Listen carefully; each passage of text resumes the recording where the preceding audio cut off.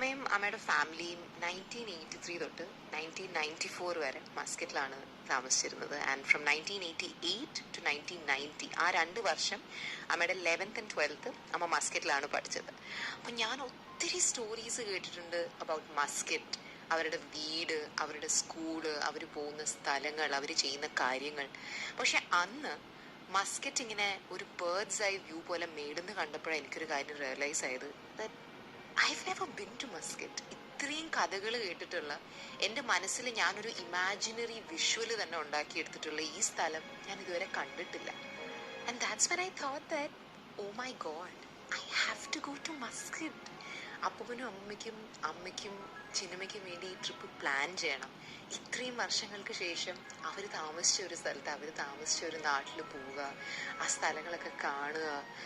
അതുമാത്രമല്ല, for me to see all those places which I have so far heard only in stories. അങ്ങനെ ഞാനും അമ്മയും ചിന്നമ്മയും അപ്പൂപ്പനും അമ്മൂമ്മയും മസ്കറ്റിൽ പോകാൻ തീരുമാനിച്ചു. And on that note, I was grown up here, but also because എൻ്റെ അമ്മ ഇങ്ങനെ stories പറഞ്ഞുകൊണ്ടിരിക്കും കൊച്ചിലെ തൊട്ട്.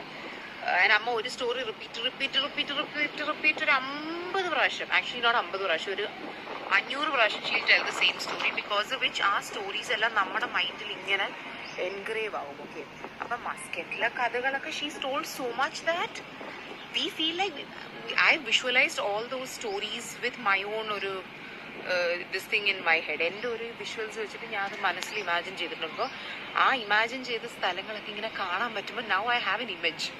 ഇപ്പം ശരിക്കുള്ളൊരു ഇമേജ് ഉണ്ട് to you know think in when I think of these stories again. അപ്പോൾ ഈ കേട്ട കഥകളിലുള്ള സ്ഥലം ഒക്കെ കാണുമ്പോൾ ഇറ്റ്സ് ലൈക്ക് സോ ഫാസിനേറ്റിംഗ്. അതുകൊണ്ട് തന്നെ അമ്മയും അപ്പൂപ്പനും അമ്മയും ചിന്നമ്മയും ഒക്കെ ജീവിച്ച് വീട് കാണാൻ I was so excited. And കാണാൻ പറ്റിയതിൽ I am so happy, like so happy.